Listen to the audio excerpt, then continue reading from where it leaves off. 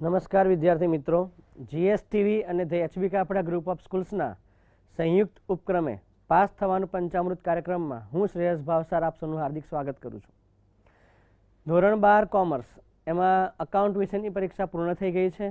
આશા રાખીએ છીએ કે તમારી પરીક્ષા સારી જ ગઈ હશે. હવે આંકડાશાસ્ત્રની પરીક્ષાના જૂજ કલાકો જ બાકી છે, તો વિદ્યાર્થી મિત્રોએ કયા પ્રશ્નો તૈયાર કરવા જોઈએ કે જેથી ઓછી મહેનતે વધારે માર્ક્સ મેળવી શકાય તેની આપણે આ એપિસોડમાં ચર્ચા કરીશું. એમાં નોંધવા જેવા ઘણા મુદ્દા છે જે વિદ્યાર્થી મિત્રો નોટ અને પેન લઈને બેસશો, જે તમે નોંધી શકશો.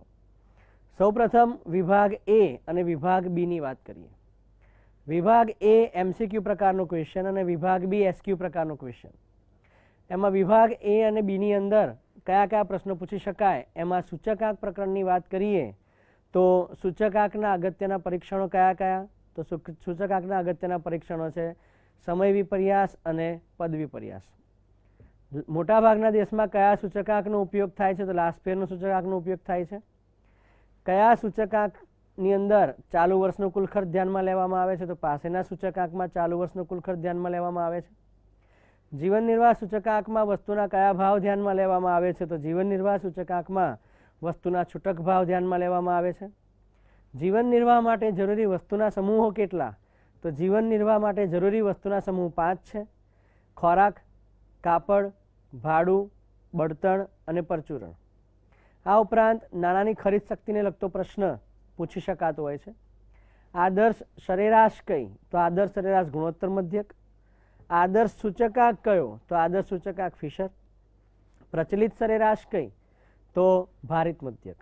આ પ્રકારના પ્રશ્ન એમસીક્યુ એસક્યુ પ્રકારમાં પૂછાતા હોય છે. આ ઉપરાંત વાસ્તવિક વેતનની ફોર્મ્યુલા, અચલ આધારથી પરંપરિત આધારમાં ફેરવવાનું સૂત્ર અને પરંપરિત આધારમાંથી અચલ આધારમાં ફેરવવાનું સૂત્ર પૂછાઈ શકે. પ્રકરણ 2ની વાત કરીએ. પ્રકરણ 2 નિદર્શન પદ્ધતિઓ. નિદર્શન પદ્ધતિઓમાંથી નિદર્શનને લગતા ઘણા બધા પ્રશ્નો છે જે પૂછી શકાય એવા છે. જેમ કે સંદર્ભ સમય કોને કહેવાય? તો જે સમય દરમિયાન નિદર્શ તપાસ કરવામાં આવે તેને સંદર્ભ સમય કહેવામાં આવે છે. સમષ્ટિને લગતા પ્રશ્નો પૂછી શકાય કે સમષ્ટિના પ્રકારો કેટલા છે? તો 4 પ્રકારો છે. શાંત સમષ્ટિનું ઉદાહરણ પૂછી શકાય તો ઔદ્યોગિક એકમોની તપાસ એ શાંત સમષ્ટિનું ઉદાહરણ છે. 100 થી 200 વચ્ચેની વાસ્તવિક સંખ્યા પૂછાય તો અનંત સમષ્ટિનું ઉદાહરણ છે. અને 100 થી 200 વચ્ચેની પ્રાકૃતિક સંખ્યા પૂછાય તો એ શાંત સમષ્ટિનું ઉદાહરણ છે. સિક્કો કે પાસો ઉછાળતા મળતો બનાવ એ કાલ્પનિક સમષ્ટિનું ઉદાહરણ છે. નિદર્શન યાદી કોને કહેવાય? તો સમષ્ટિમાંથી નિદર્શ પસંદ કરતી વખતે સમષ્ટિના એકમોની જે યાદી તૈયાર કરવામાં આવે છે તેને નિદર્શન યાદી કહેવામાં આવે છે. આ ઉપરાંત સૌપ્રથમ કોષ્ટક ક્યારે તૈયાર કરવામાં આવ્યું? 1927. કોના દ્વારા કોષ્ટક તૈયાર કરવામાં આવ્યું સૌપ્રથમ? તો એલએચસી ટિપેટ. આ ઉપરાંત યાદચ્છિક કોષ્ટકના નામ પૂછી શકાય, જેમાં ફિશર અને યટ્સનું કોષ્ટક, એલએચસી ટિપેટનું કોષ્ટક અને અમેરિકાની રેન્ડ કોર્પોરેશન સંસ્થાનું કોષ્ટક. નિદર્શ પસંદ કરવાની પ્રચલિત રીત કઈ છે? સરળ રીત કઈ છે? તો લોટરીની પદ્ધતિ. નિદર્શ પસંદ કરવાની વૈજ્ઞાનિક રીત કઈ છે? તો યાદચ્છિક સંખ્યાના કોષ્ટકની રીત. બીજા પ્રકરણમાંથી આ પ્રકારના પ્રશ્નો પૂછી શકાય. હવે પ્રકરણ 3ની વાત કરીએ.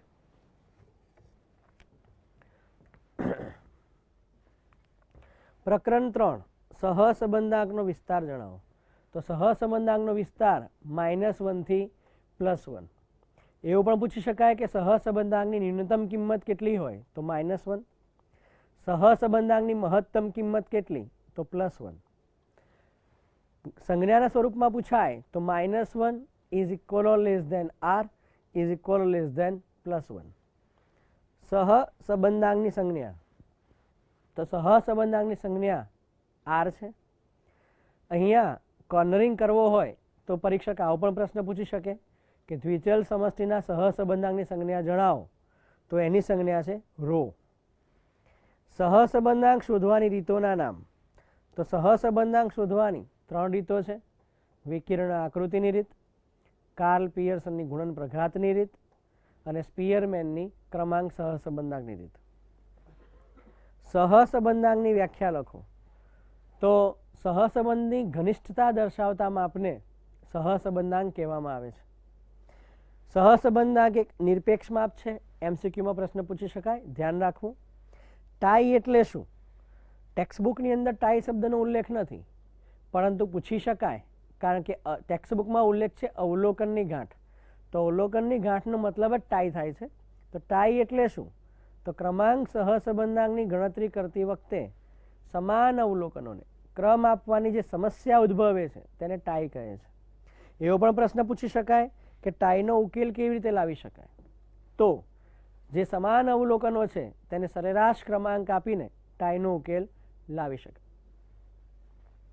ક્રમાંક સહસંબંધાંકની રીતનો ઉપયોગ ક્યારે થાય?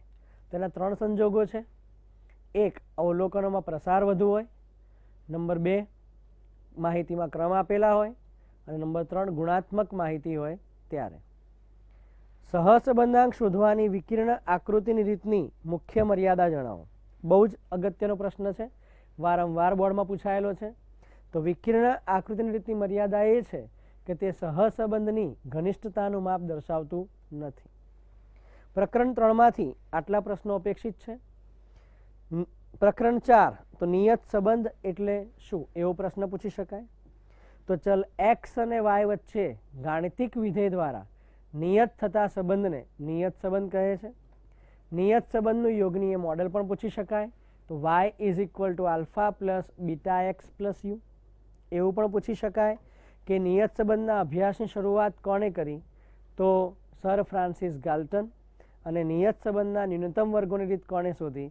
તો કાર્લ ફ્રેડરિક ગોસ. સંભાવનાના વૈજ્ઞાનિક અભિગમની શરૂઆત ક્યારે થઈને કોણે કરી? તો 17મી સદીમાં થઈ, પાસ્કલ અને ફર્મા. સંભાવનાની આંકડાશાસ્ત્રી વ્યાખ્યા પૂછી શકાય. 3 ઘટના માટે સરવાળાનો નિયમ P of A યોગ B યોગ C = P of A plus P of B plus P of C minus P of A છેદ B minus P of B છેદ C minus P of A છેદ C plus P of A છેદ B છેદ C. છાપ ન મળે ત્યાં સુધી સિક્કો ઉછાળ નિર્દેશ અવકાશ પૂછી શકાય. ઘટનાઓ જે છે એમાંથી યોગ ઘટના, પૂરક ઘટના, તફાવત ઘટના, પરસ્પર નિવારક ઘટના પૂછી શકાય. એમાં ખાસ યાદ રાખવું, યોગ ઘટના A યોગ B બરાબર, અને પૂરક ઘટના એટલે A', તફાવત ઘટના A - B, પરસ્પર નિવારક A છેદ B બરાબર 5. યાદચ્છિક પ્રયોગનો અર્થ અને લક્ષણો પૂછી શકાય. નિદર્શનના અંગો 2. નંબર 1, નિદર્શ પસંદગી. નંબર 2, આગળની પ્રક્રિયા. અને અનંત સમષ્ટિના ઉદાહરણ આપણે અગાઉ ચર્ચા કરીએ પ્રમાણે 100 થી 200 વચ્ચેની વાસ્તવિક સંખ્યાઓ. આ ઉપરાંત પ્રાકૃતિક સંખ્યાઓનો ગણ. તો અહીંયા આપણે વિભાગ A અને Bમાં કયા કયા પ્રશ્નો પૂછી શકાય તેની ચર્ચા કરી છે. હવે શાસ્ત્ર પાર્ટ 2માંથી કયા કયા પ્રશ્નો પૂછી શકાય તેની ચર્ચા કરીએ. તેમાં ભાગ 2, પ્રકરણ નંબર 1, અસતત યાદચ્છિક ચલ અને સંભાવના વિતરણ. તેમાં દ્વિપદી વિતરણના ગુણધર્મોમાંથી પ્રશ્નો પૂછી શકાય. એમાં દ્વિપદી વિતરણના પ્રાચલો જણાવો. તો N અને P. દ્વિપદી વિતરણ કયા પ્રકારના ચલનું વિતરણ છે? તો અસતત યાદચ્છિક ચલનું વિતરણ છે. NP અને NPQ નો સંબંધ જણાવો. તો NP is greater than NPQ. ત્યારબાદ P બરાબર 0.5 હોય તો વિષમતા કેટલી હોય? તો 0. P ની કિંમત 0.5 કરતાં મોટી હોય એટલે કે 1/2 કરતાં મોટી હોય તો વિષમતા કેવી? એવો પ્રશ્ન પૂછી શકાય. P ની કિંમત 1/2 કરતાં નાની હોય તો વિષમતા જણાવો. એવો પ્રશ્ન પૂછી શકાય. આ ઉપરાંત બર્નોલી પ્રયત્નની વ્યાખ્યા પૂછાતી હોય છે. બર્નોલી પ્રયત્નની વ્યાખ્યા એમાં જો વિવિધ વિકલ્પવાળા પ્રયોગનું n વખત પુનરાવર્તન કરવામાં આવે અને જો સફળતાની સંભાવના P અચળ હોય તો તેવા પ્રયત્નોને બર્નોલી પ્રયત્ન કહેવામાં આવે છે.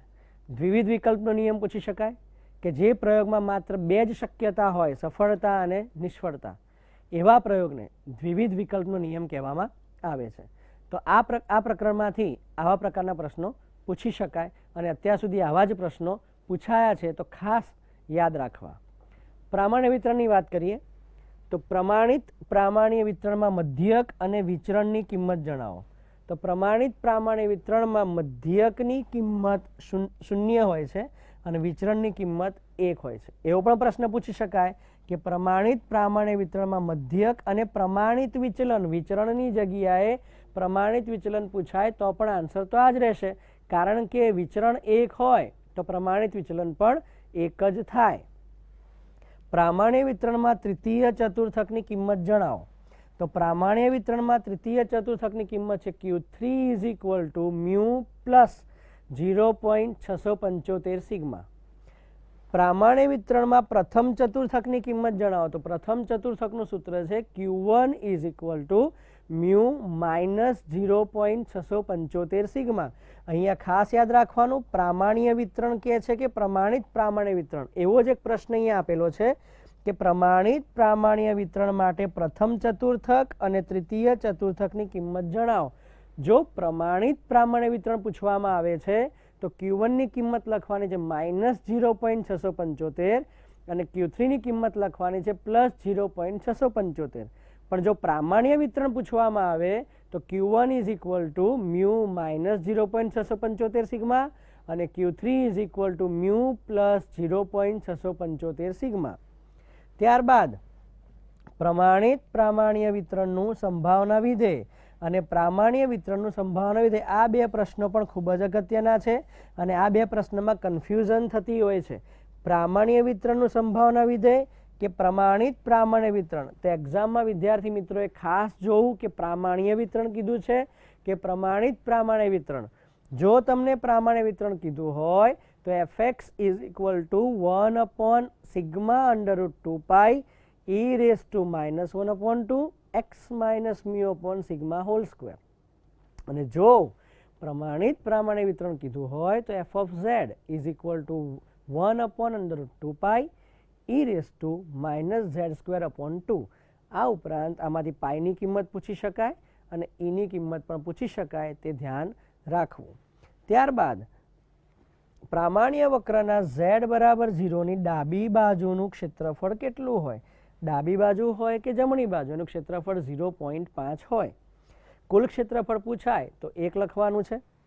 પ્રામાણ્ય વક્રના છેડા કેવા હોય છે? તો પ્રામાણ્ય વક્રના છેડા અનંતલક્ષી હોય છે, એ ધ્યાન રાખવું. આ કોર્નરિંગ પ્રશ્ન છે, જો પેપર થોડું ટફ આવે તો આવો પ્રશ્ન પૂછી શકાય.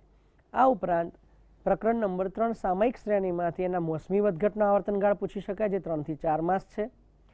ચક્રીય વધઘટનો આવર્તનગાળો 10 થી 20 વર્ષ. આ ઉપરાંત યાદચ્છિક ઘટના જે છે અને યાદચ્છિક વધઘટ છે એના ઉદાહરણ યાદ રાખવા, મોસમી વધઘટના ઉદાહરણ યાદ રાખવા અને દીર્ઘકાલીન વધઘટનું બીજું નામ યાદ રાખવું. દીર્ઘકાલીન વધઘટનું બીજું નામ વલણ છે અને સામયિક શ્રેણીનો અગત્યનો ઘટક પણ વલણ છે. એના ઘટકો પૂછાય તો 4 લખવા, અંગો પૂછાય તો 2. ઘટકો 4 કયા કયા? તો દીર્ઘકાલીન વધઘટ, મોસમી વધઘટ, ચક્રીય વધઘટ, યાદચ્છિક વધઘટ. અને અંગો કયા? તો સમય t અને ચલરાશિ yt. ગુણોત્તર શ્રેણીમાંથી ગુણોત્તર શ્રેણીની વ્યાખ્યા, 3, 4, 5 ક્રમિક પદોની ધારણા, આવા પ્રશ્નો પૂછાતા હોય છે. અને અંતર્વેશન બહિર્વેશનમાંથી લાગ્રાજની રીતમાં કેટલા પદો હોય છે? તો n+1. ઉપરાંત અંતર્વેશન બહિર્વેશનની પરિમિત અંતરોની ધારણા, ઉપરાંત દ્વિપદી વિસ્તરણનો સિદ્ધાંત અને ન્યૂટનના સુરેખ અંતર્વેશનની ચોકસાઈનો આધાર શેના પર રહેલો છે? અગ્ર અંતર કોને કહેવાય? એ પ્રશ્ન પૂછી શકાય. અહીંયા આપણે વિભાગ A અને વિભાગ B ની ચર્ચા કરી. હવે વિભાગ C જે 24 ગુણનો છે એમાં ઇમ્પોર્ટન્ટ દાખલા કયા કયા છે, ઇમ્પોર્ટન્ટ થિયરી કઈ કઈ છે, એની આપણે ચર્ચા કરીએ. વિભાગ C સૂચકાંક માટે સ્વાધ્યાય 1 દાખલા નંબર 32. અત્યાર સુધી બોર્ડમાં આનાથી બહારનો એક પણ પ્રશ્ન પૂછાયો નથી, એટલે ખાસ વિદ્યાર્થી મિત્રોએ સ્વાધ્યાય 1નો દાખલા નંબર 32 કરી જવું. અને એમાં પણ પહેલો, ત્રીજો, 7મો, 8મો અને 10મો આ 3 દાખલા ખાસ કરવા. નિદર્શન પદ્ધતિઓ સ્વાધ્યાય 2.1 દાખલા નંબર 3, 4, 5, 6. ઉપરાંત સ્વાધ્યાય 2.2 માંથી દાખલા નંબર 1 અને દાખલા નંબર 3 આ 2 દાખલા ખાસ કરવા. સુરેખ સહસંબંધ સ્વાધ્યાય 3 દાખલા નંબર 11, 19, 20, 21 અને 22. આ ઉપરાંત ઉદાહરણ નંબર 15 ખાસ જોઈ લેવું.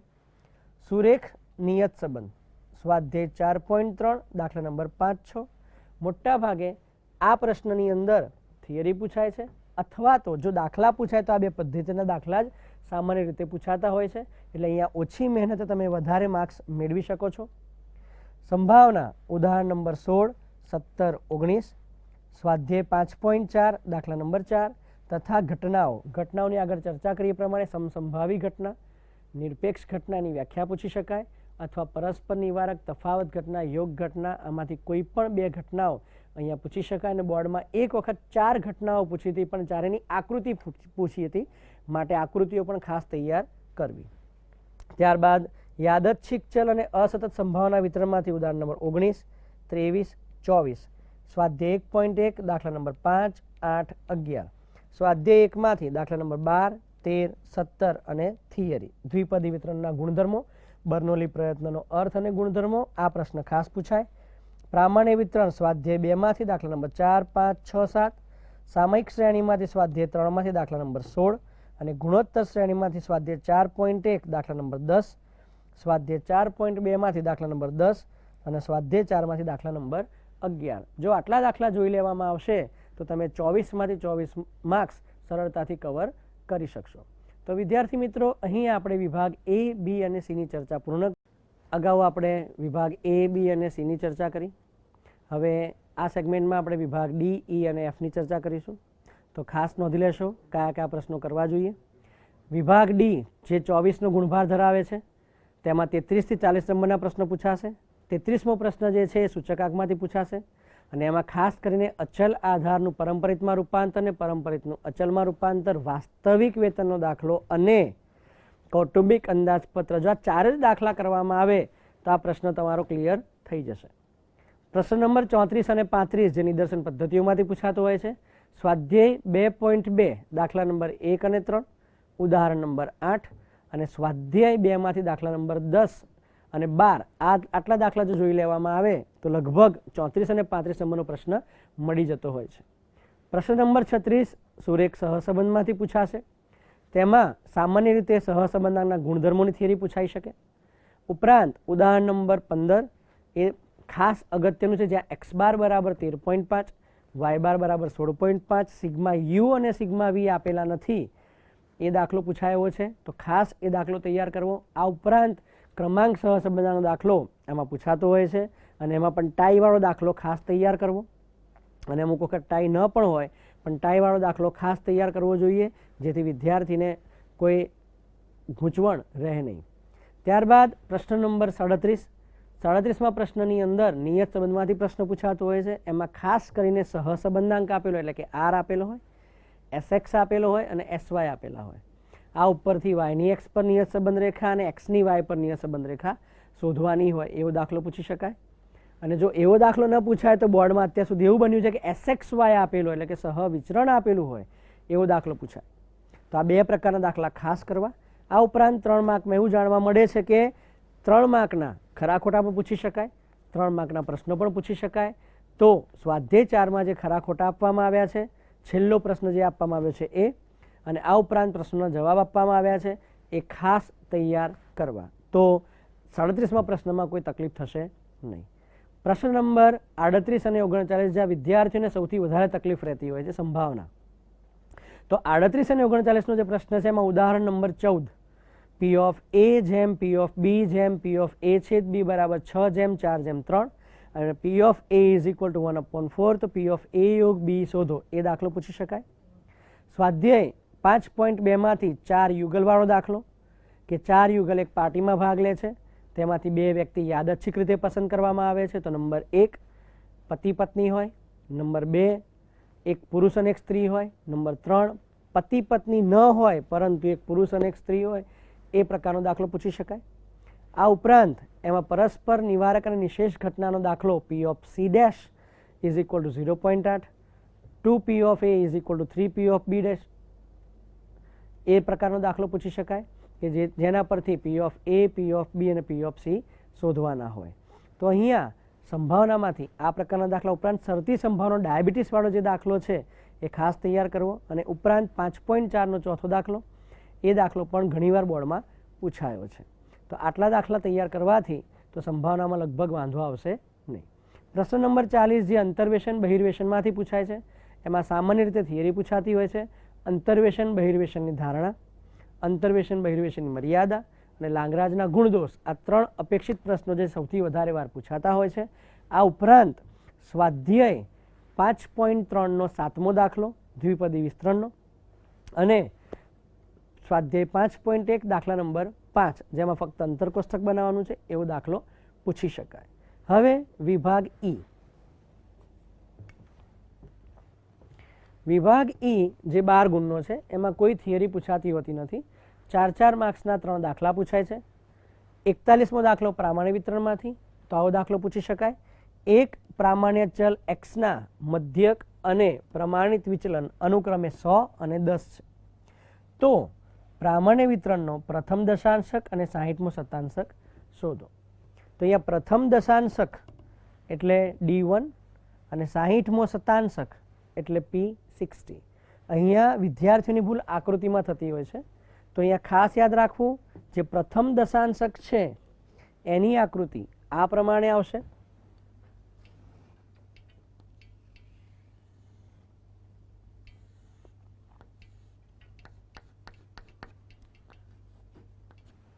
અને 60મો શતાંશક જે હશે એની આકૃતિ આ પ્રમાણે આવશે.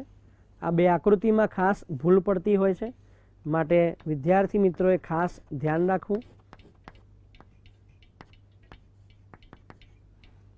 અને અહીંયા માઇનસ ઇન્ફાઇનાઇટ અચૂક લખવું અને અહીંયા પ્લસ. અહીંયા પણ માઇનસ ઇન્ફાઇનાઇટ અને પ્લસ ઇન્ફાઇનાઇટ, અને છેડા અનંતલક્ષી હોવાથી અહીંયા ટચ થવા જોઈએ નહીં. બરાબર, નહીં તો તમારી આકૃતિ ખોટી પડશે, માર્ક્સ ગુમાવશો. આ ઉપરાંત અહીંયાથી સ્વાધ્યાય 5 અહીંયા આ ચેપ્ટરમાંથી સ્વાધ્યાય 2માંથી દાખલા નંબર 19 અને 20.